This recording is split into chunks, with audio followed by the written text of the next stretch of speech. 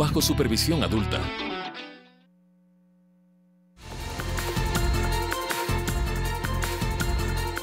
En diferentes puntos del país, la ciudadanía se movilizó para reafirmar que Ecuador es un país de paz. Un operativo antinarcóticos en Mompiche, provincia de Esmeraldas, dejó un uniformado policial herido y un presunto antisocial abatido. 8 funcionarios del municipio de Quito fueron retenidos por presuntos actos de corrupción, entre ellos 2 concejales. El fiscal Carlos Vaca Mancheno irá a juicio político ante el Pleno de la Asamblea Nacional. En lo internacional, decenas de heridos y detenidos dejan los enfrentamientos en Nicaragua en rechazo a las reformas a la seguridad social. Y en los deportes, no se pierda todas las incidencias del partido por Copa Libertadores entre el Club Sport de Emelec y River Plate de Argentina.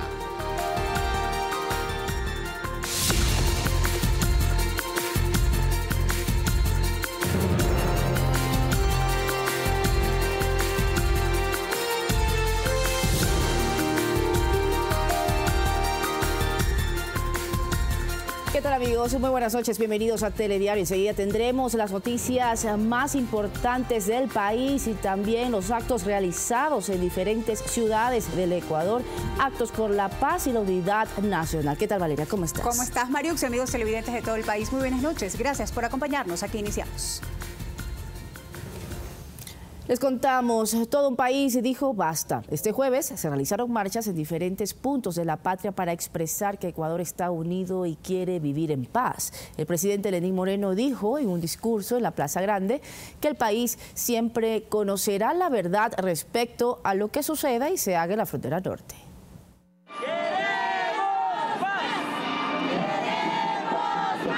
No fue solo por 3, ni por 7, fue por todos. Por todos aquellos quienes con sus familias sufren el dolor de la violencia desatada en la parte norte de Esmeraldas, limítrofe con Colombia.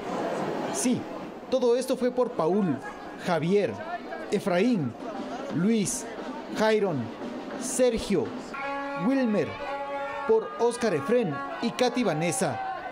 También por todos los soldados y policías que ahora mismo están distribuidos en San Lorenzo y Mataje, cuidando la seguridad de todos. Esta expresión masiva por la paz y tranquilidad se elevó al cielo desde diferentes puntos del país. En Quito especialmente, desde los más chicos a los más grandes, resaltaron la necesidad urgente de unidad. Unidad de todos, sin importar raza, religión o afinidad política. Así lo destacó el futbolista esmeraldeño y ex seleccionado nacional Carlos Tenorio. Y ahora no es la excepción, creo que estamos viendo cientos de personas acá y eso es muy bueno, el respaldo siempre va a estar. Esto no se trata de un tema político, no, es unirnos todos, apoyar, pongamos a todas las personas que están encargadas de llevar este caso, que es un caso complicado. En este marco, el presidente Moreno, quien consideró que estaban por demás aplausos y arengas a favor de su gestión, dijo que siempre hablará al país con la verdad respecto a esta coyuntura. Es que ustedes siempre tendrán la verdad, aunque me equivoque. Hizo hincapié que a pesar de la crueldad de la organización narcoterrorista dirigida por alias Guacho, el país no debe amedrentarse. Pero creo que estamos ante otro tipo de especie humana, de la peor calaña. Pidió oraciones por los militares y comunicadores asesinados, al igual que para sus familias, para sobrellevar estos duros momentos.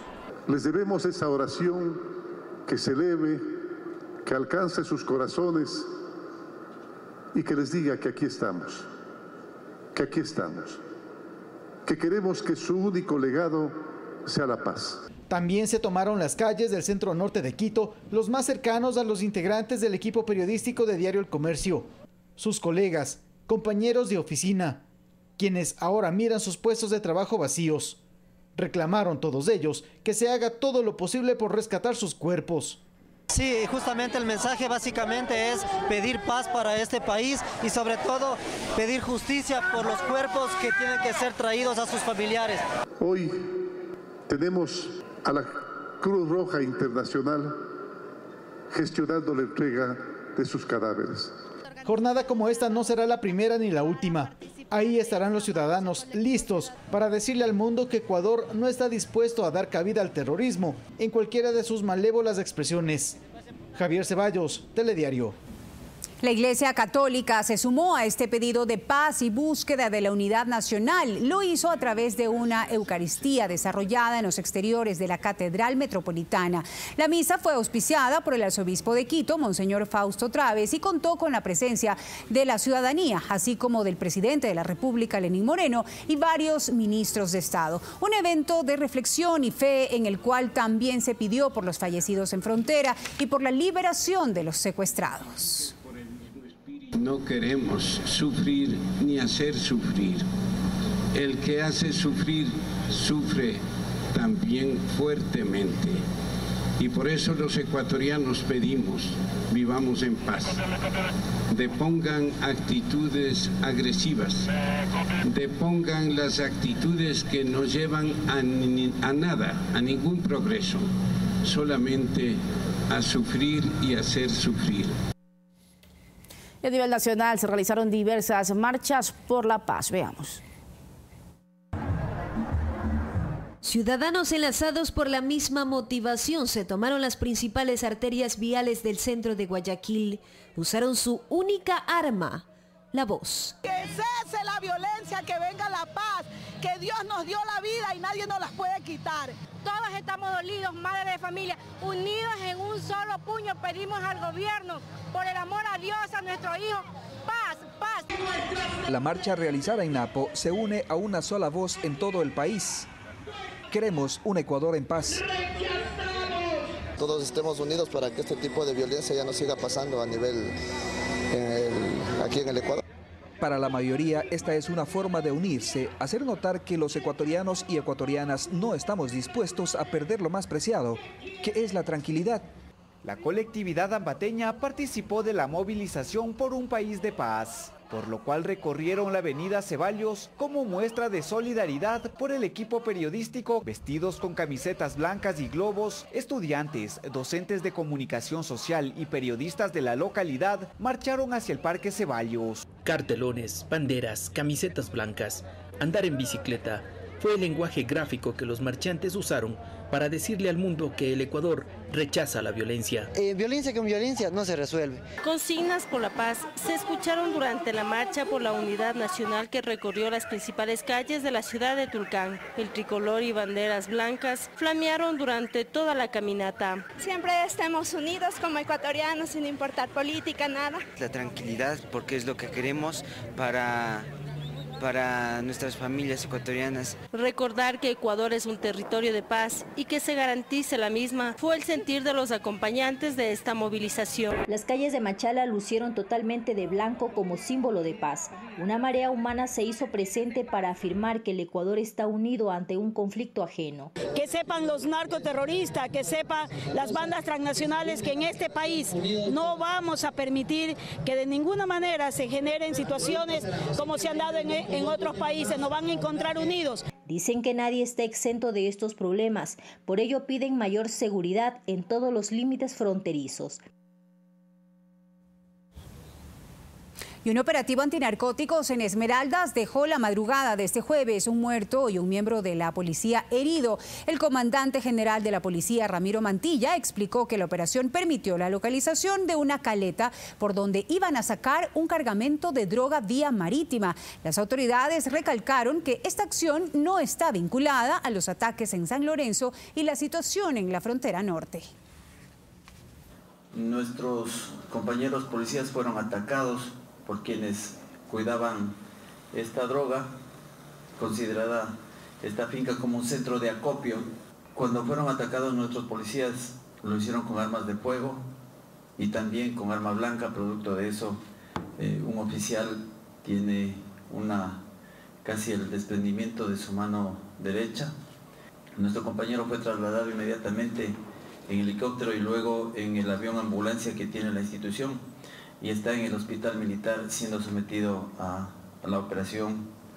Producto de este operativo tenemos 7 detenidos, 5 vehículos, una finca decomisada, 1.8 toneladas de droga, 2 armas de fuego, Se hicieron 4 allanamientos en Manta, en Muisne, en Suá y en Tonsupa. También fue dado de baja un antisocial que fue el que realmente agredió con el machete a nuestro compañero. Y el presidente de la República, Lenín Moreno, dijo en entrevista a 2 medios de comunicación internacionales que ordenó se investiguen posibles contribuciones económicas provenientes de las FARC para las campañas del exmandatario Rafael Correa. Hubo reacciones en las redes sociales. Revelaciones del primer mandatario en las cuales se asegura que solicitó se investiguen los financiamientos de las campañas del anterior gobierno basándose en la denuncia de un testigo. Un testigo de estos protegidos que las FARC entregaba dinero para las campañas del expresidente Correa. Yo pedí que se compruebe su veracidad. Vi unas 2 o 3 imprecisiones allí que también las manifesté. Puede ser así, lo había manifestado, que es una falta de ética a la moral y un irrespeto a lo que debe ser la política. El expresidente Rafael Correa no tardó en reaccionar por intermedio de su cuenta de Twitter. Él fue mi binomio cuando supuestamente las FARC financiaron la campaña. Luego, en 6 años de vicepresidente, nunca se dio cuenta del acuerdo con las FARC. Un cuestionamiento que también lo formuló la periodista de NTN 24 de Colombia, a lo que respondió. Estoy purgándolo y estoy purgándolo por algo de culpabilidad. De culpabilidad no por acción, de culpabilidad por omisión, por no haber puesto atención a aspectos económicos que francamente poco me interesan, poco me interesaron siempre, donde se presumía que podía haber actos de corrupción, pero siempre siempre pensé en la posibilidad de que eso no era sino mentiras o calumnias, pero claro, cuando asumimos el gobierno ya nos encontramos con otro escenario. Señaló que ante estas alertas, durante su periodo al frente del país, se han adoptado las medidas necesarias. No se olvide que en este momento hay un vicepresidente preso y por lo menos una decena de ministros, altos funcionarios que están presos o deberían estarlo. César García, Telediario. Y para dialogar sobre la situación en la frontera norte, recibimos en nuestros estudios a Óscar Montero, catedrático de la Universidad de las Fuerzas Armadas ESPE. ¿Qué tal, Óscar? Muchísimas gracias nuevamente por estar con nosotros y acompañarnos. Buenas noches, muchas gracias por la invitación. Bueno, comentábamos un poco, ¿no?, cuál ha sido la respuesta, la reacción de la ciudadanía en diferentes puntos del país sobre las marchas, las convocatorias que se han dado en estas actividades por la unidad nacional y por la paz del país. Bueno, yo creo que es necesario que se den estas convocatorias, estas marchas, entre otras cosas porque creo que podemos sacudir parte de ese miedo y de ese terror que de alguna forma se estaba generando y se estaba transmitiendo en la sociedad. Creo que debemos de eliminar parte de ese sentido generalizado de que estamos ante una situación que va a permear a toda la sociedad ecuatoriana y que nos puede generar una situación de inseguridad en cualquier parte del Ecuador. Yo creo que esto hay que ir rompiéndolo. Creo que estas marchas ayudan a que efectivamente, como decía el presidente el otro día, nos sintamos unidos, haya una unidad, pero no solo de los políticos, no solo de los partidos políticos, no solo de las autoridades, sino también de la ciudadanía, y que arropándonos seguramente en un acto como este, que puede ser algo más simbólico, sí empezamos a sentir que efectivamente nos estamos apoderando o apropiando de esta situación y estamos empezando a enfrentarla de una manera distinta. Una convocatoria ciudadana, sin duda alguna, ¿no? Una respuesta meramente ciudadana. Sin embargo, este tema de la crisis que estamos viviendo en la frontera no está exenta precisamente del tema político, y es que escuchamos el día de ayer al presidente de la República en una entrevista que daba a 2 medios internacionales, CNN y medios colombianos específicamente, en el cual él hacía varios pronunciamientos y anuncios que también generaron diferentes reacciones, ¿no?, de diferentes alas de la oposición, del oficialismo y también de los ciudadanos en las redes sociales. Una de ellas, sobre todo, fue cuando él dijo de que le había sorprendido no solamente a él, sino a todos los ciudadanos la permisividad que había existido en los años anteriores en la frontera, sobre todo cuando él hacía alusión a la construcción de una carretera y de un puente que no llevaba a ningún lado, y decía el presidente: pregúntese usted entonces, ¿para qué es esto? Estas reacciones, ¿qué podemos, de qué manera se puede analizar precisamente el accionar que se dio en un gobierno y ahora la respuesta? ¿Tiene que ver, no tiene que ver? ¿Son momentos diferentes? Bueno, hay que entender en primer lugar que este problema tiene una historia, tiene un antecedente. y ese antecedente pasa por los 10 años del anterior gobierno, ¿no? Y en esos 10 años efectivamente ha habido una serie de elementos que se han manejado con permisividad, con poca profesionalidad.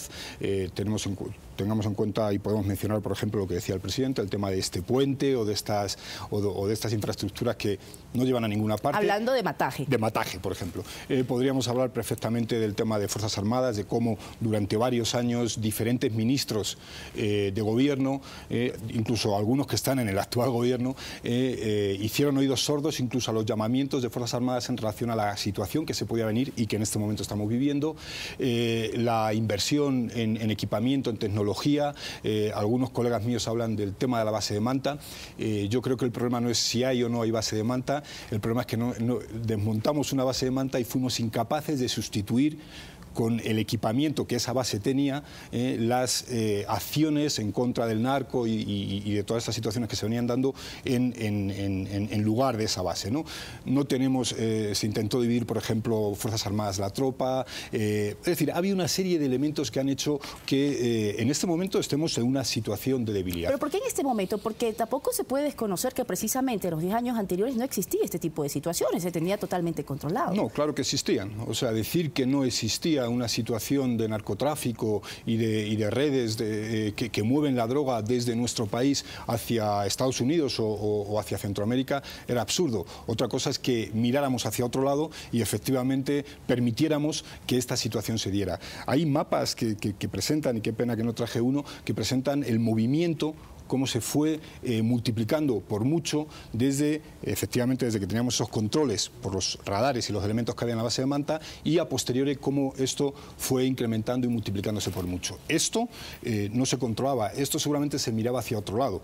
Y claro, cuando tú miras hacia otro lado seguramente no llamas la atención de esta gente que quiere controlar y que quiere dominar parte de nuestro territorio. Hay que decir que los cárteles de droga mexicano empezaron a incursionar en Ecuador a partir del gobierno anterior. Es decir, hoy estamos con diferentes cárteles de droga mexicana. ¿Pero por qué esas reacciones que se dan ahora, reacciones como por ejemplo el secuestro de los 3 periodistas, su asesinato, ahora el secuestro también de una pareja de Santo Domingo? Bueno, lo que tenemos en este momento en la zona es un posicionamiento, un reposicionamiento seguramente de estos cárteles y en este caso se está hablando mucho del Guacho, que creo que no es el único problema, hay diferentes elementos y seguramente porque ha habido un mayor control y está habiendo una política mucho más restrictiva en relación a todo este movimiento que venía existiendo y que anteriormente, como le digo, hacíamos vista ciega, oídos sordos a todo lo que venía sucediendo. Óscar, otro de los anuncios que hizo el presidente el día de ayer fue el anuncio de que el Ecuador sale como garante en estos diálogos de paz y que se lo iba a hacer a conocer a través de la canciller, ¿no? A la canciller María Ángela Holguín de Colombia. También el anuncio que dio de los 10 plazos para que Guacho se entregue, si no de alguna forma tendrían que dar un paso al costado los ministros. Algunos piensan que lo que simplemente se quiere es tomar cierto tiempo de ventaja o de alguna manera tener un respaldo de que precisamente no se gestionó o no se trabajó como se debía desde estos puestos de trabajo. ¿Qué piensa usted? Bueno, fíjese, yo creo que, por ejemplo, la canciller María Fernanda fue ministra de Defensa en un periodo en el que ya estábamos alertando de diferentes espacios académicos, Fuerzas Armadas, de diferentes espacios a nivel público, estábamos alertando ya de lo que se venía.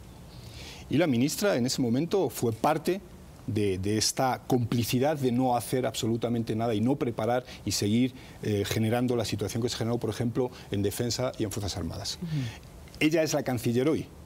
Y ella tenía que haber liderado conjuntamente con el ministro de Defensa, fundamentalmente el ministro de Defensa, esta crisis, que es una crisis fronteriza y que es una crisis no ecuatoriana, es una crisis binacional. Es un problema que viene fundamentalmente de Colombia y que afecta directamente a Ecuador. ¿Y que fue resultado precisamente por servir como garante de Ecuador? No, yo no diría eso, yo creo que lo de ser garantes del ELN formaba parte seguramente de una relación de vecindad en la que yo creo que no deberíamos haber entrado. Yo estoy de acuerdo en este momento en que nos hayamos retirado de esas garantías. Entre otras cosas porque habría que ver cuál es la posición de Colombia en relación a estas negociaciones. Tengamos en cuenta que en nada va a llegar un nuevo presidente a Colombia.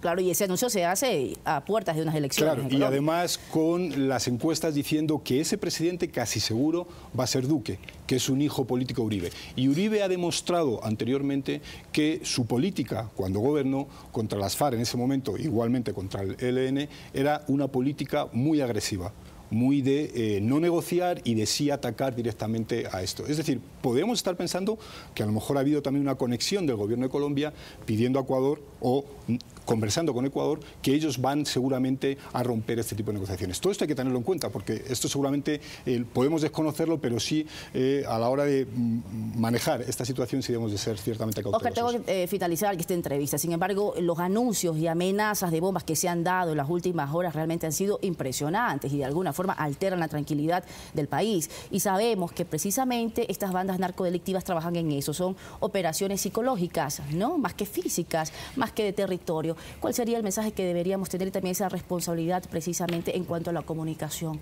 A lo que se replique, a lo que se comparte. Bueno, yo creo, fíjese, y esto no me ha dado tiempo a comentarlo, pero yo creo que debemos de tener ciertos protocolos de comunicación. Creo que esto falló, por ejemplo, en el secuestro de sus colegas periodistas y de los ciudadanos periodistas, en los que efectivamente el ministro Navas, por ejemplo, salía y decía estamos negociando y al día siguiente salía diciendo ya no estamos negociando.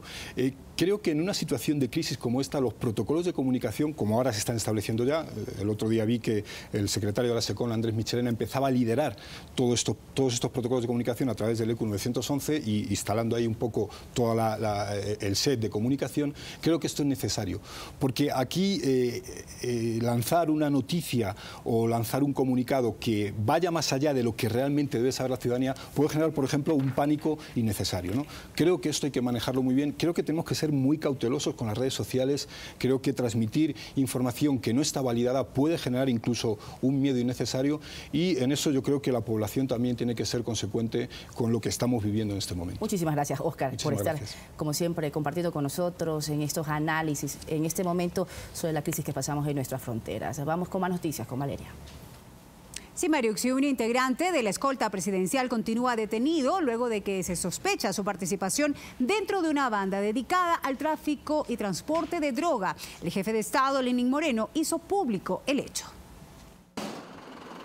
Fue el pasado 12 de abril cuando se llevó a cabo el operativo policial denominado Impacto 135. El mismo se desarrolló en horas de la noche en varios puntos de Guayaquil. Se detuvieron a 21 personas, entre ellos miembros activos y pasivos de las Fuerzas Armadas. Sin embargo, el mismo no había quedado completo. 2 días después, se esperó el retorno del sargento segundo Cristian R., quien estaba en Perú como parte del equipo de seguridad que acompañó al presidente Lenín Moreno a la Cumbre de las Américas. El oficial es miembro activo de la Armada y estaba dentro de la escolta presidencial desde mayo de 2017, cuando Moreno llegó al poder. Hace 2 días se identificó una persona de mi seguridad personal que estaba inmiscuida en narcotráfico. Se logró identificar que tenía un contacto con el narcotráfico. Al uniformado se lo relaciona con esta banda organizada, a la cual durante el operativo se le incautó 280 kilos de droga. Así lo ratifica el comandante de policía de la zona 8, Marcelo Tobar. El ciudadano mencionado pues cumplía las actividades de dar seguridad en sus días de libre. De antemano se descarta que el militar contaba con información privilegiada que facilitaba la operación de la banda. Sin embargo, las investigaciones en este caso quedaron en manos de una unidad de élite de la policía, así como dirigida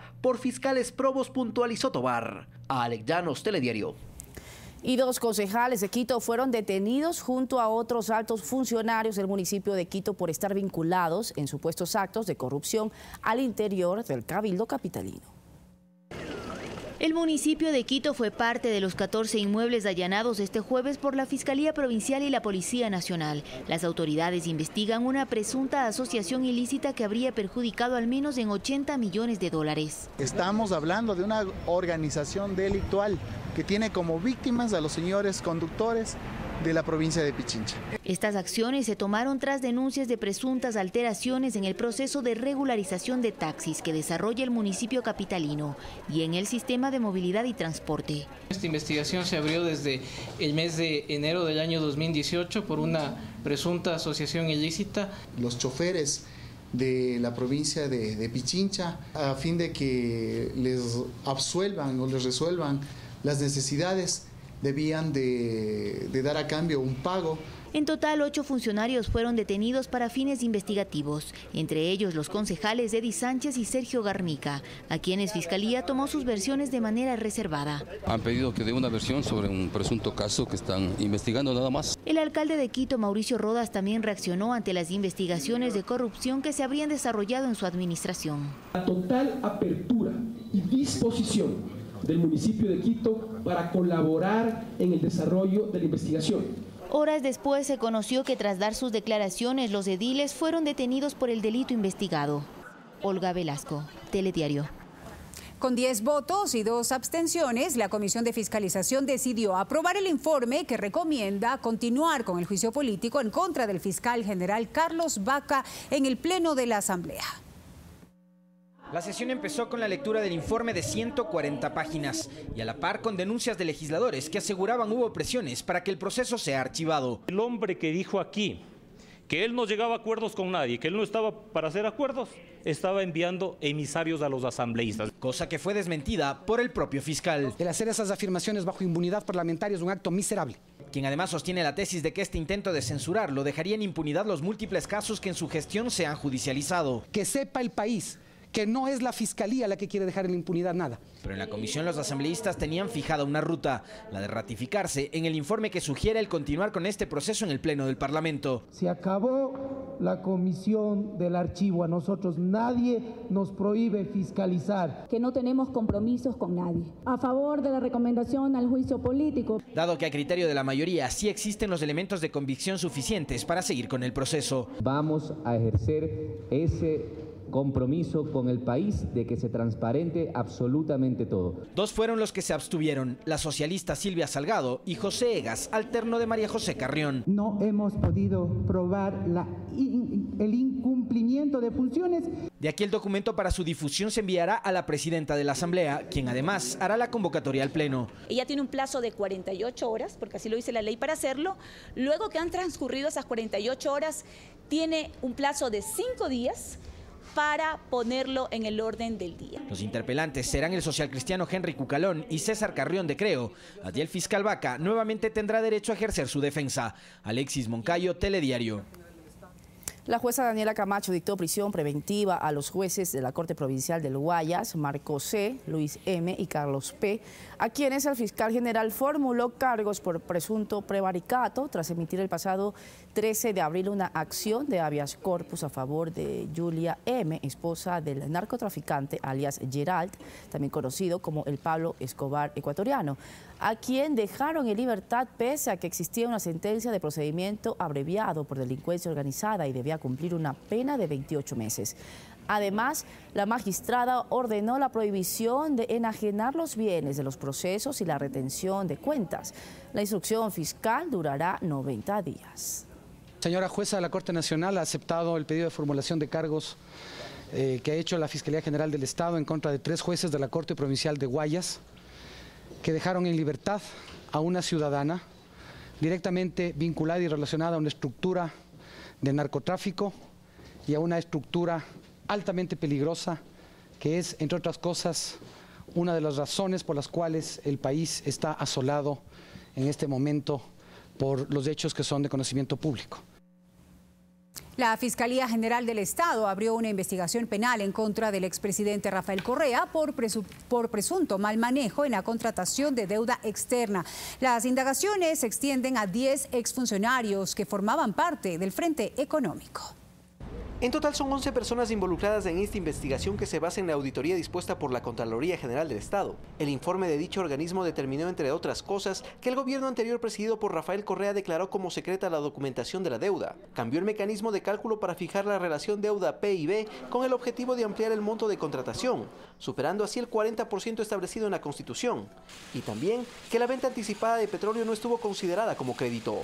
Es por ello que la Fiscalía decidió abrir una investigación penal en contra de Rafael Correa, la primera en la cual se lo involucra directamente. Junto a Correa, son investigados 3 exministros de Finanzas y 7 altos exfuncionarios públicos relacionados con el Frente Económico. Según la Fiscalía, existirían irregularidades en el uso de la deuda pública interna y externa en el Ministerio de Economía y Finanzas, el Banco Central del Ecuador, la Secretaría Nacional de Planificación y Desarrollo y otras instituciones relacionadas con la contratación y uso de los recursos públicos provenientes de la deuda interna y externa entre el 1 de enero de 2012 y el 24 de mayo de 2017. Periodo de tiempo que justamente fue auditado por la Contraloría. Alex Llanos, Telediario.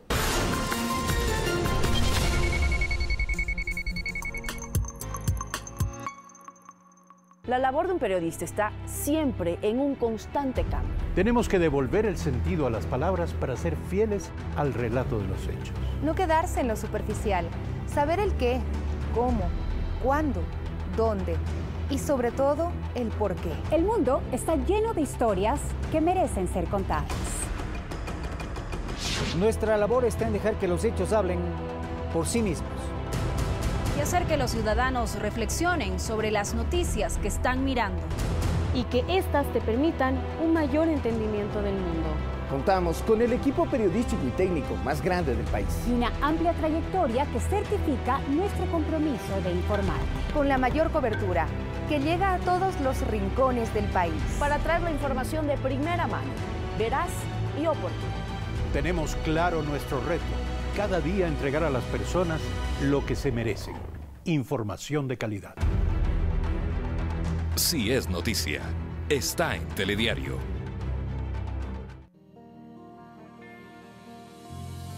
Por amor a nuestro Ecuador, 128,000 jóvenes accedieron a la universidad, garantizando su futuro a través de la educación superior. Cumplimos, por amor a nuestro Ecuador, el gobierno de todos. Pide 3 deseos. Felicidad, amor, salud. Vacuna a tu familia contra el sarampión y la difteria. Acude al centro de salud más cercano. Es mejor prevenir ahora. Salud toda una vida. El gobierno de todos. Forma parte de nuestro club de suscriptores de Diario El Telégrafo por $13,90 mensuales. Benefíciate de descuentos especiales en establecimientos aliados a nivel nacional. Club de suscriptores El Telégrafo, porque estar bien informado tiene más de un beneficio.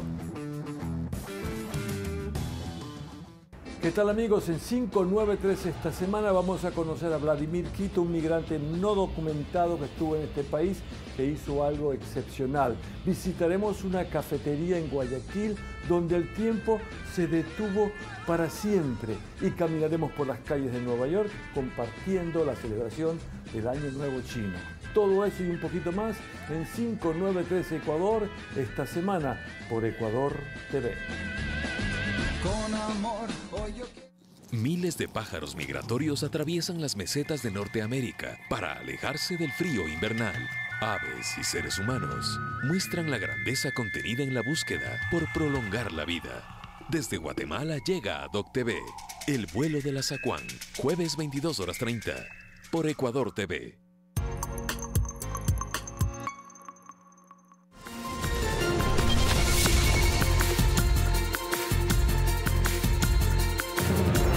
Continuamos informando, gracias por acompañarnos. En la sexta ronda de negocios del maíz se fijó un nuevo precio referencial para el quintal del grano duro. Productores e industriales transaron la compra y venta directa de 160.000 toneladas.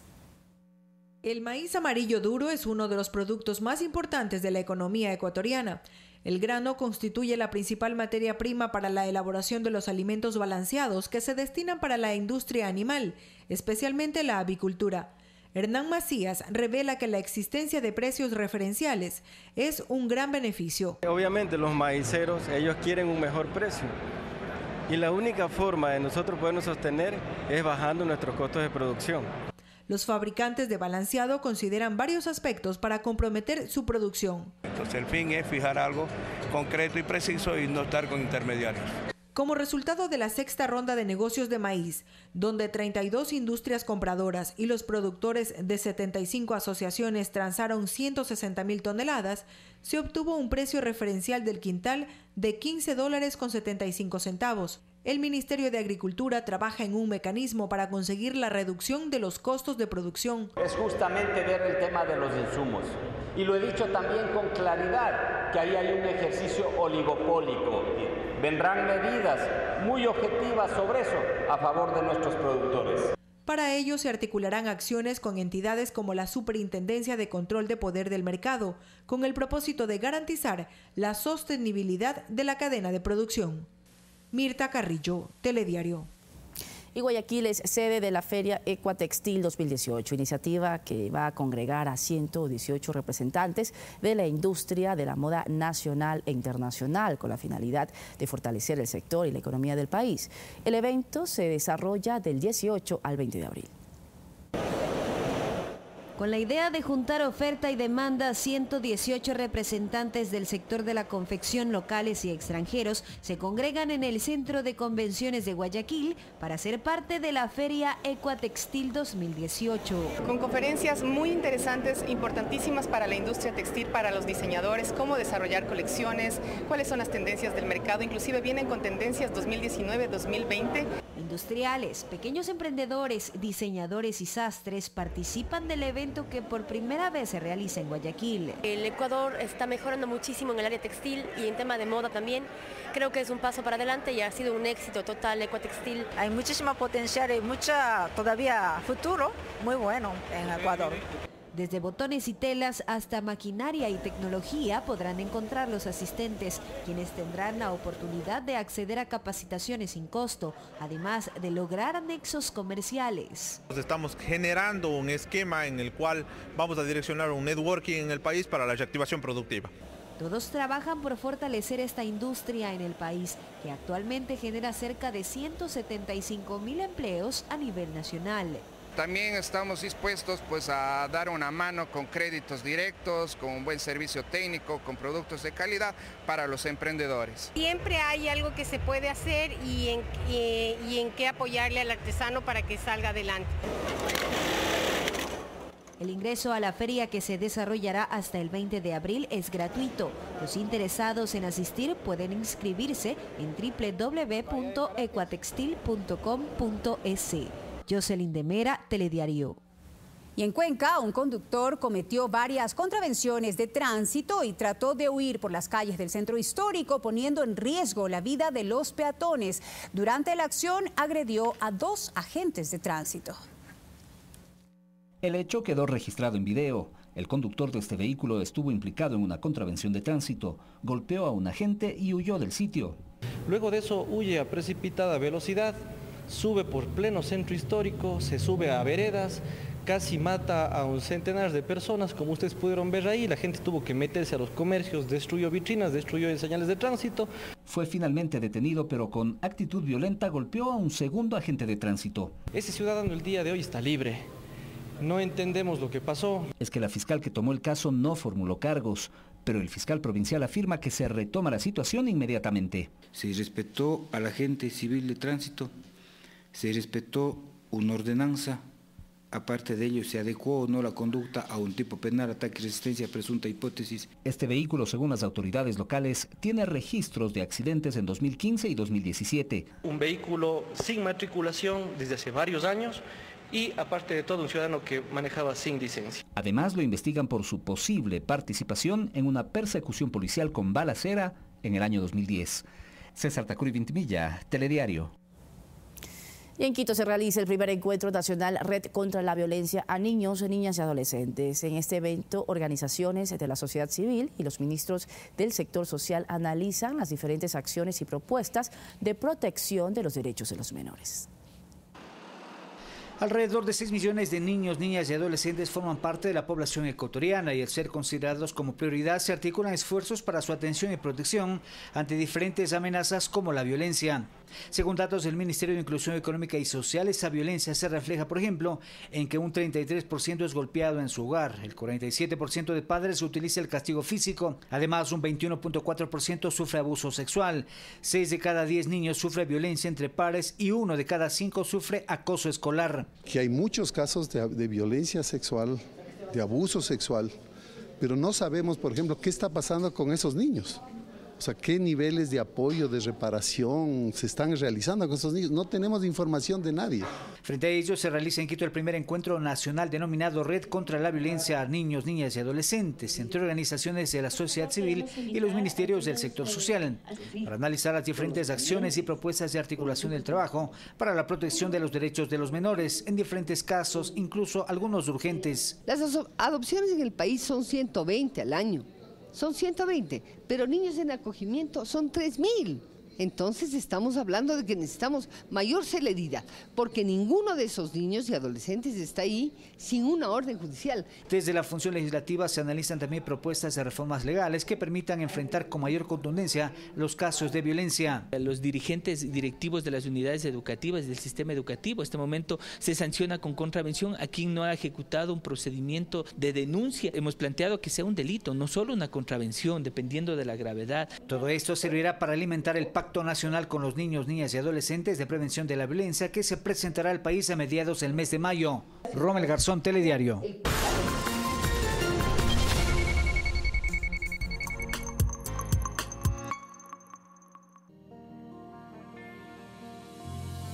Por amor a nuestro Ecuador, 128.000 jóvenes accedieron a la universidad, garantizando su futuro a través de la educación superior. Cumplimos, por amor a nuestro Ecuador, el gobierno de todos. Este sábado, sus ojos nunca han visto la hermosura del cielo, ni la belleza del mar. Tampoco han sido testigos de la belleza física de una mujer. Yo la conquisté, no me acuerdo cómo me presentaron o alguien me presentó, pero me gustó y dale, chico. Segundo Bautista, considerado como uno de los mejores compositores del Ecuador. Me inspiraba simplemente el piano como instrumento fundamental para comenzar el arte que yo iba a tener más tarde. Un ser privilegiado, admirado por muchos. Nos detallará qué pasó con Segundo Bautista. Este sábado 18 horas.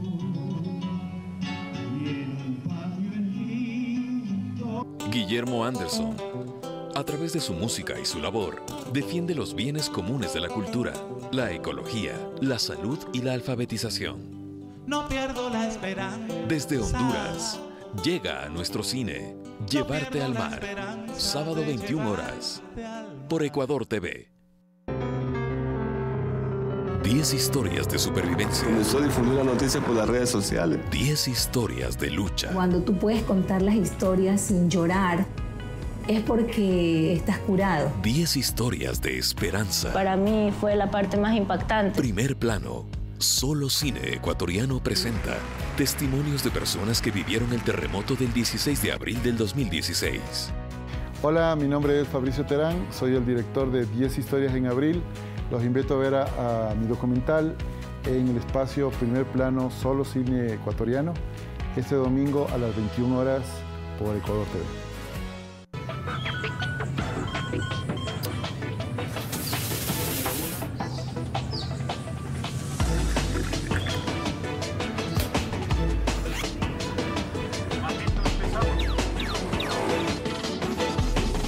Telediario, primera impresión, con Eduardo Califé, de lunes a viernes 6:55, por Ecuador TV.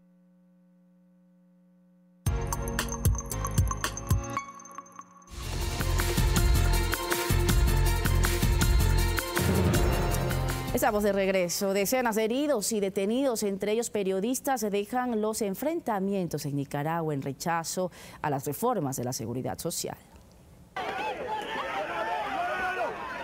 Las fuerzas antimotines del gobierno de Daniel Ortega, con los rostros cubiertos, agredieron a cientos de manifestantes que en todo el país salieron a las calles para protestar contra las reformas al seguro social anunciadas por el régimen. Los uniformados lanzaron gas lacrimógenos y dispararon balas de goma. Más de 50 personas resultaron heridas, entre ellas 9 periodistas y varios fotógrafos de agencias nacionales e internacionales. A muchos les quitaron las cámaras. El presidente sandinista ordenó la censura en los medios de comunicación que transmitían en vivo las protestas, un hecho condenado por los comunicadores. Pese a la represión, las movilizaciones continuaron hasta la noche. A las fuerzas del orden se sumaron grupos estudiantiles afines al gobierno que se enfrentaron a integrantes de organizaciones sociales y de jubilados. Esta mujer de 60 años es Ana Quiroz, activista de la Red de Mujeres contra la Violencia, que sangra en el suelo tras ser golpeada en la cabeza por ciudadanos oficialistas.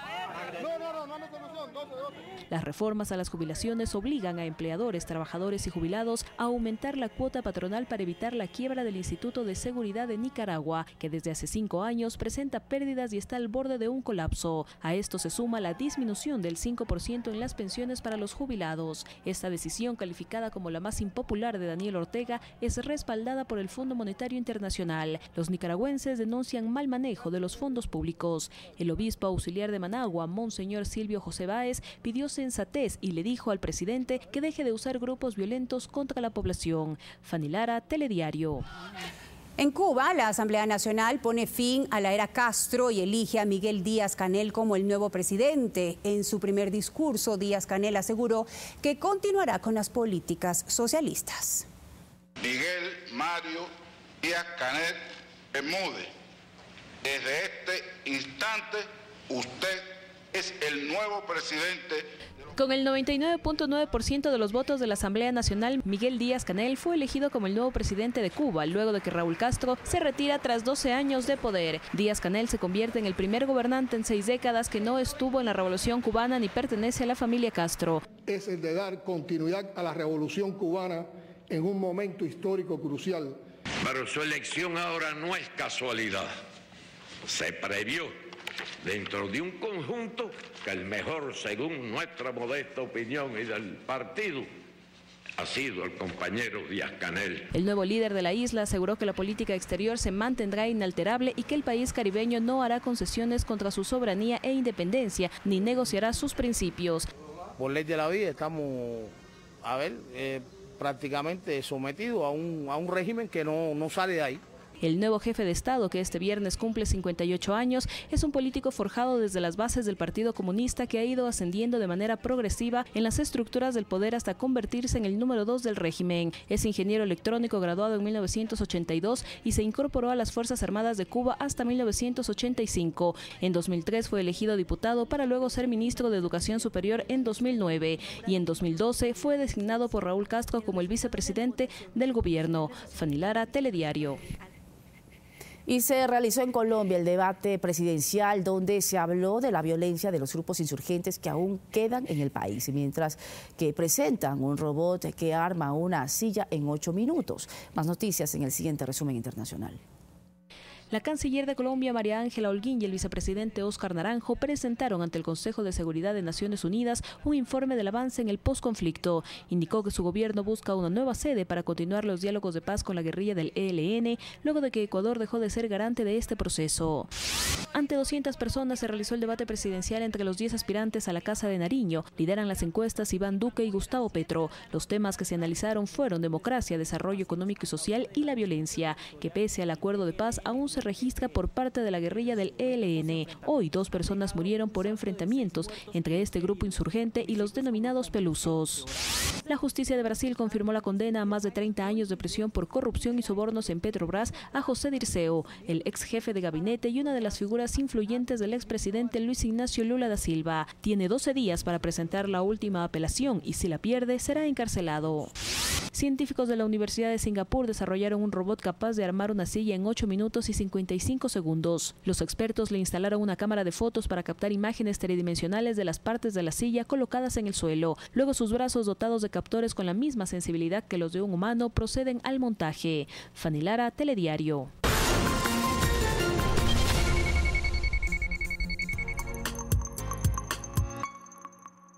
sacrificando los géneros en pos de la canción, escapó de las clasificaciones y encontró su propio bastión de transhumante panamericano.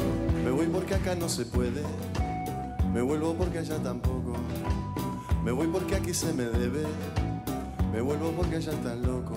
La música es invisible, no es visible. La música es, los músicos somos autistas con mucho swing, ¿no? Y vamos a comer a lo de Beto que no se aguanta. Kevin Johansen, este viernes 23 horas, en los musicales de Ecuador TV. Pide 3 deseos. Felicidad, amor, salud. Vacuna a tu familia contra el sarampión y la difteria. Acude al centro de salud más cercano. Es mejor prevenir ahora. Salud toda una vida. El gobierno de todos.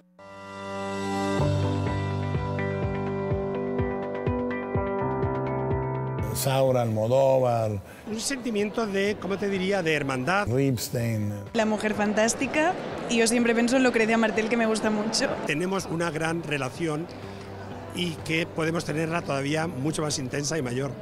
Una explosión de películas, de talento, de crecimiento en nuestra industria. Maravilla. Historias muy interesantes y contadas desde el corazón. Un expreso para comenzar el día con la mejor energía. Mantenerlos saludables con un café orgánico. Música, cultura, arte y un buen cortado para disfrutar del momento. Y si hablamos de emprendimientos mientras nos tomamos un latte, temas de actualidad acompañados por un rico y espumoso cappuccino. Café TV, de lunes a viernes 10:30, por Ecuador TV. Recorre junto a nosotros desde las alturas de los Andes hasta llegar a los bosques de la costa. ¿Y quién iba a pensar que iba a estar en un bosque seco, llegando a las orillas del mar? Y terminar con un buen chapuzón en el mar. Este sábado en la Ruta de Enrique, a las 17:15. Por Ecuador TV.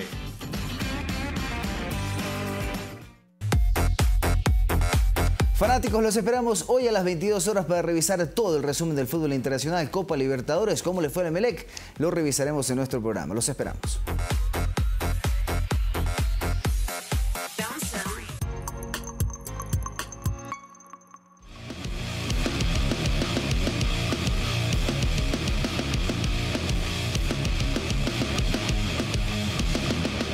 Fanático. Fanáticos, ¿cómo están? Bienvenidos, un gusto acompañarlos a esta hora de la noche, aquí en el Telediario con información deportiva a la mano, al momento, porque hay mucho que revisar. Vamos a hacerlo con el partido de Copa Libertadores de América. Lo anunciábamos que Emelec tenía un partido muy importante por el torneo continental y la verdad no le fue bien, ¿eh? En casa terminó cayendo nuevamente, relegando puntos y por este tipo de situaciones. Con un equipo como River, un equipo de los grandes de América, se te van a presentar pocas como estas, ¿no? Y ante un portero como Armani, no deberías desaprovecharlas. Pase de habilitación de Pedro Quiñones para Marlon de Jesús, que era el hombre encargado hoy de reemplazar a ese gran ausente, ¿no? Al gran goleador del cuadro millonario. No estuvo el Cuco Angulo. La responsabilidad era de Marlon. ¿Cómo la tomó? Definitivamente no lo aprovechó. Un mano a mano de este calibre no puedes definir al cuerpo del portero, ¿eh? Definitivamente terrible lo de Marlon de Jesús, que fue la más clara que tuvo Emelec en todo el partido. Por ahí tuvo algo más en el segundo tiempo. Pero la verdad es que dentro de las pocas posibilidades que quizás podríamos decir claras que tuvieron ambos equipos desde el primer tiempo, pero en ambos tiempos, creo que el que terminó aprovechándola fue River en el primer tiempo, ¿no? Esta de acá, que fue la única del partido para el equipo de Marcelo Gallardo, que lo vemos en pantalla. El centro por el costado izquierdo, nadie, absolutamente nadie, apareció con la marca ideal, con la marca que debían tomar para que este jugador que ustedes ven en pantalla, en este caso Javier Pinola, termine definiendo de esta manera. Cabezazo contra el piso, bien ejecutado por cierto por parte de Pinola. Drer, que la pelota le pasa muy cerquita de su pie derecho y no pudo evitar la caída de su portería. Así se ponía en ventaja River. Ojo que estos eran minutos finales del primer tiempo, para ser específico, minuto 44. En el segundo tiempo, Emelec, la verdad es que manejó los tiempos del encuentro, fue para adelante, sin mayores ideas. La verdad que por momentos el cuadro millonario no sabía cómo entrarle al equipo argentino. Intentó de distintas maneras, sin tener éxito. Realmente Emelec creo que ha relegado las posibilidades con este resultado de poder clasificar a la siguiente etapa de la Copa Libertadores. Tendrá que aspirar como mayor logro de este grupo es aspirar a meterse en Copa Sudamericana.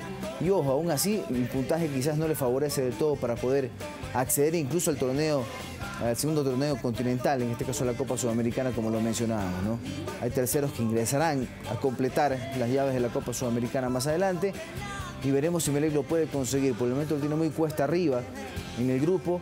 El equipo de Arias tendrá que enfrentar sus 2 próximos partidos con 1 punto y sus próximas visitas son devolverle la visita a River y después tener que visitar a Flamengo. Muy complicado. Vamos a ver si llega incluso con vida a la última fecha, cuando de local tendrá que enfrentar al cuadro colombiano, al único que le sacó puntos en calidad de visitante y que hoy ese punto realmente no sirve para absolutamente nada. Terrible, un desenlace que no se quería en el cuadro azul, pero es la realidad. Es lo que le está tocando vivir al cuadro millonario en el torneo continental. No se pierdan más detalles más adelante a las 22 horas en Fanático. Un abrazo.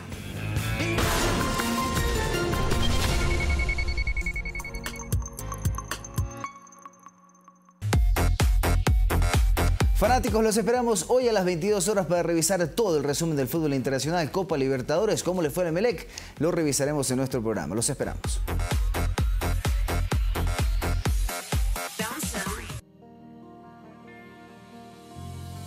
Por amor a nuestro Ecuador, 128.000 jóvenes accedieron a la universidad, garantizando su futuro a través de la educación superior.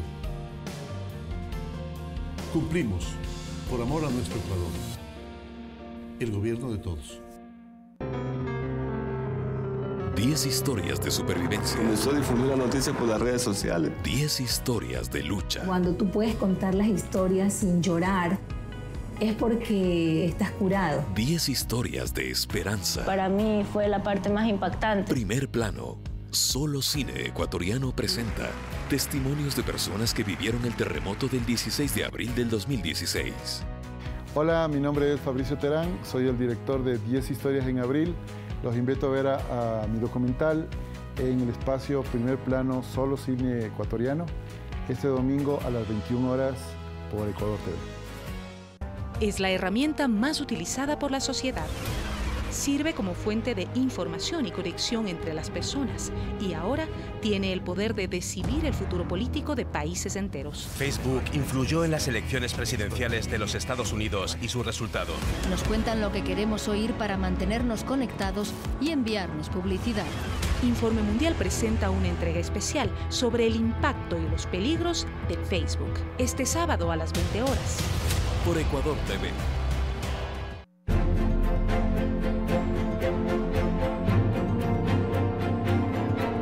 Es lógico que existan estos premios, que se les dé visibilidad al cine latinoamericano y al talento latinoamericano. Es decir, hay tantos cantantes que me inspiran, tantos actores con los que me gustaría trabajar y algunos de ellos ya he trabajado. Creo que tenemos una gran relación y que podemos tenerla todavía mucho más intensa y mayor.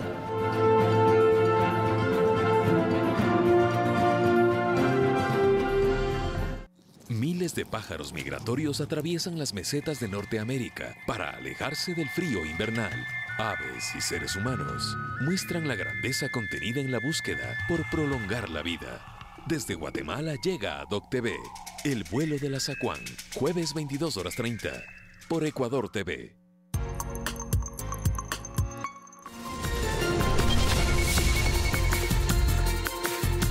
Y ahora les contamos que en Guayaquil 25 personas de escasos recursos que tienen algún tipo de discapacidad recibieron donaciones como sillas de ruedas y bastones.